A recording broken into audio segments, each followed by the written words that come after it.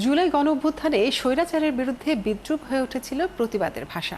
জনমানুষের কথা সামাজিক যোগাযোগ মাধ্যমে স্ট্যাটাস, স্লোগান, ছবি, ভিডিও ফুটেজ, কার্টুন, মিম এবং ছাত্র জনতার আঁকা গ্রাফিতিতে খুঁজে পাওয়া যায় সেই বিদ্রূপের নিদর্শন।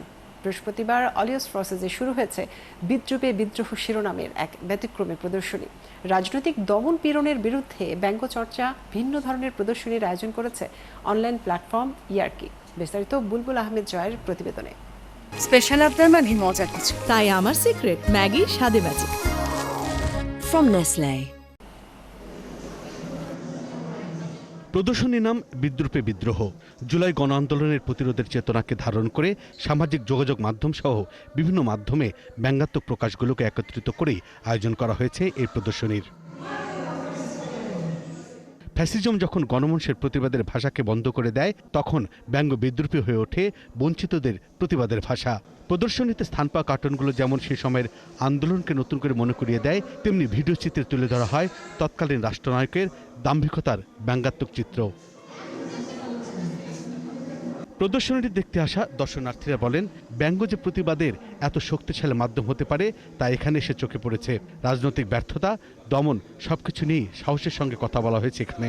জনগণের যে স্ট্রাগলটা ছিল আর কি, যে কষ্টটা হয়েছে আর কি সরকার পতনের জন্য, তো এটাই মানে ফুটে উঠছে। এই আয়োজনের মধ্যে দিয়ে আমরা প্রত্যেক বছর পতিত ফ্যাসিস্ট সরকারকে মনে করিয়ে দিব যে আপনি এই কাজগুলো করেছেন, এই কারণেই আপনাকে আমরা আপনার পতন হয়েছিল। সেই পুরানো দিনের কথাগুলো মনে বলতে 16 জুলাই থেকে 5 আগস্ট পর্যন্ত টানা প্রতিদিন যাওয়া, তারপরে শাহবাগে যাওয়া। এরকম একটা এক্সিবিশন দেখার পর এটা আসলে আবার ভাবায় যে আমরা কি আসলেই পরিবর্তিত হতে পেরেছি নাকি।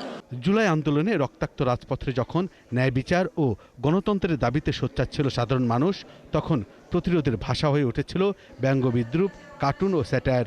সেই সৃজনশীল প্রতিবাদের অনুপম দলিল হয়ে উঠেছে এই প্রদর্শনী। গত সরকার কি করেছে, আমাদেরকে বোকা বনিয়ে এবং বোকা ভেবে আমাদেরকে জানিয়েছে যে ইন্টারনেট নিজে নিজে বন্ধ হয়ে গেছে। আপনারা কাঁঠালের রেসিপি দিয়েছে আমাদের প্রাইম মিনিস্টার, নানা ধরনের ঘটনা ঘটিয়েছে।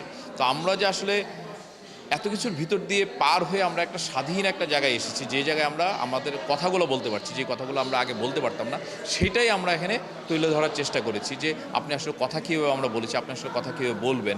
এবং এত কিছুর মধ্যে এই যে মৃত্যু, এই যে খুন, এই যে নির্যাতন, এর ভিতরেও যে একটা হিউমার লুকিয়ে আছে, একটা করুণ রস লুকিয়ে আছে, সেটাকে আমরা আসলে তুলে ধরার চেষ্টা করেছি।